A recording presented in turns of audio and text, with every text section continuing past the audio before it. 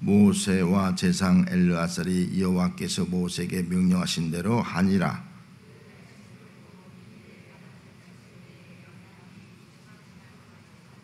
소가 72,000마리요.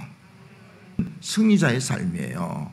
항상 나 자신을 지켜서 세상의 더러운 것들에서 오염될 때마다 깨끗이 할 수 있는 삶이 오늘 우리의 성도의 삶이 되어야 합니다. 그리고 나서 중요한 것은 또 27절 말씀 가서 보겠어요. 27절 있습니다. 그 얻은 물건을 반분하여 그 절반은 전쟁에 나갔던 군인들에게 주고 절반은 회중에게 주고. 여러분 놀랍지 않습니까? 자, 전쟁에 나간 적이 있으면 그 전리품 다 누가 줘야 돼요? 전쟁에 나간 사람이 가져야지 다. 근데 누구 해주려는 거예요? 반은 전쟁에 나간 사람이 갖고 반은 전쟁에 나가지 않은 사람에게 주려는 거예요. 여러분 같으면 주겠습니까? 여기 싸우지 않은 사람이 왜 줘요? 우리는 목숨을 걸고 싸우는데 저 싸우지 않은 사람 줄 필요 없어요. 안 줄래요? 아마 그럴 사람이 대부분이 아닐 거예요. 이런 분은 대부분이다. 그런데 웬만한 세상 사람들은 대부분이 다 그런 말을 해요. 우리가 싸우는데 왜 줘? 우리가 다 가져야지. 절대 못 줘. 그러면 이제 이 사람은 전쟁의 의미를 모르는 거예요. 누가 승리케 한 걸 모르는 거예요. 그러니까 그런 말이죠. 하나님의 승리를 믿는 사람은요, 하나님 말씀하면요, 그래, 반은 내가 갖고 반은 전쟁에 나가지 않은 사람에게 나눠주는 거예요. 멋지지 않습니까?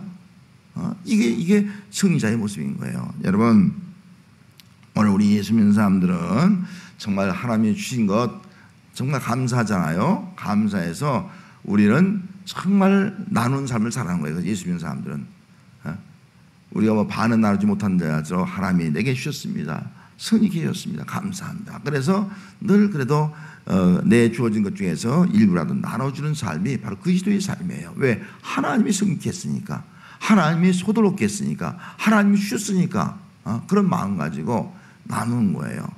그래서 우리 예수 믿는 사람들은 나눠주는 삶을 살아간다.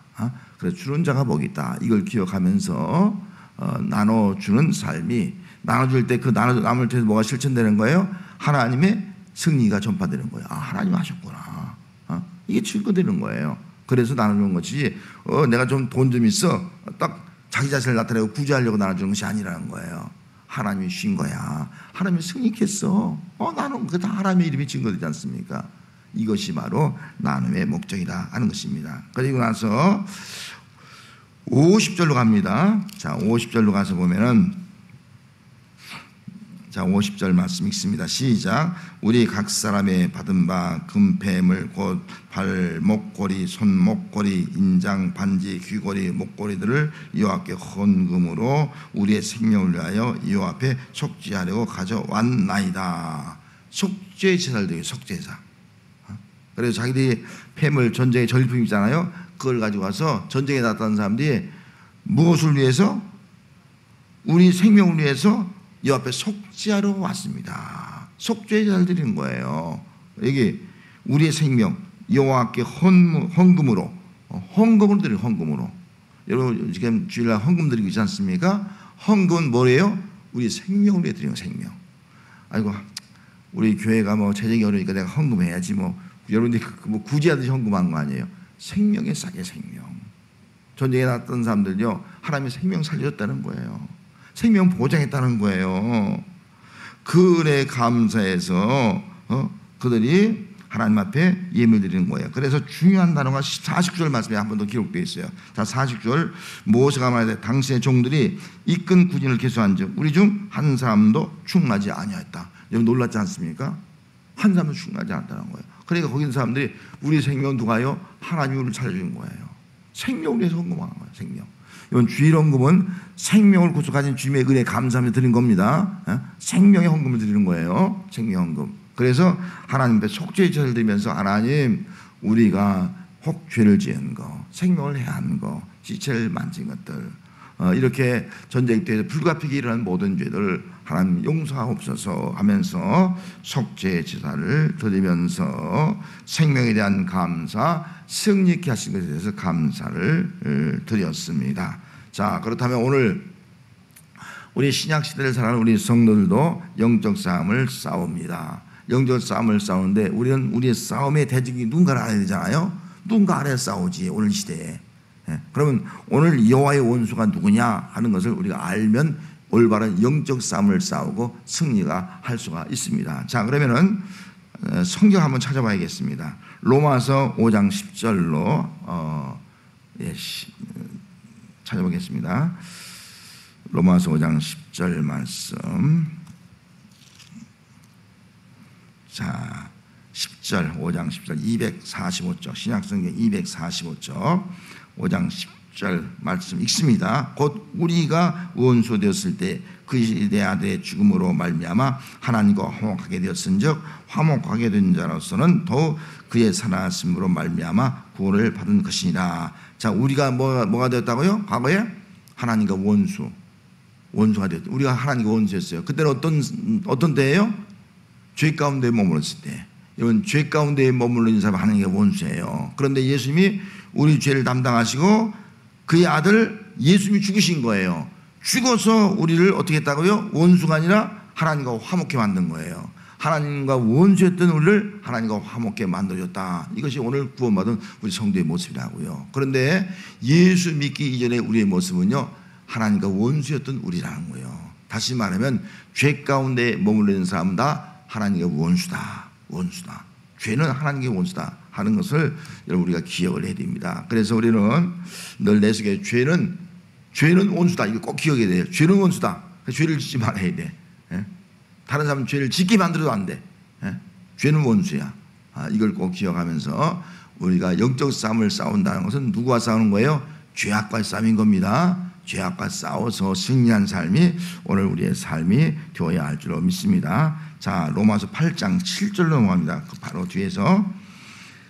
자, 8장 7절 말씀, 8장 7절 말씀 249쪽입니다. 8장 7절 읽습니다. 육신의 생각은 하나님과 원수가 되나니 이는 하나님의 법에 굴복하지 아니할 뿐 아니라 할 수도 없습니다. 뭐가 하나님과 원수가 된다고요? 육신의 생각. 내 몸뚱이만 생각해. 육신의 생각이요. 육신의 생각은요, 하나님과 원수가 돼. 육신만을 위해서 살아. 육신.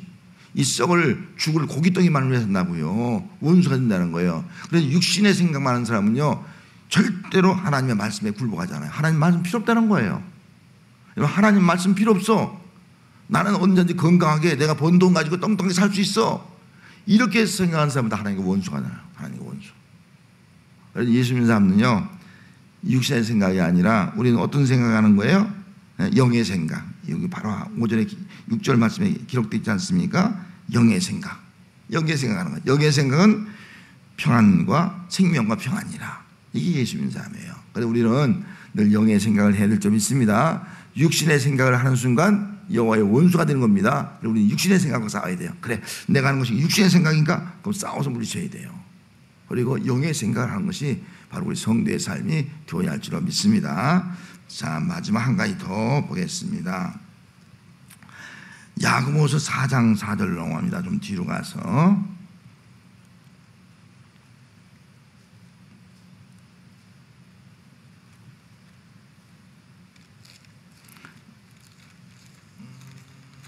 야고보서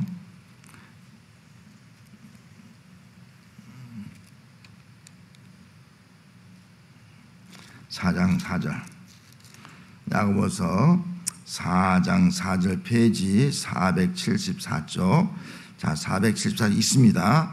가늠한 여인들아, 세상과 못된 것이 하나님과 원수가 됨을 알지 못하느냐. 그런즉 누구든지 세상과 보지되고자 하는 자는 스스로 하나님과 원수 되는 것이니라. 여러분, 세상과 짝하면 바로 원수가 되는 거예요.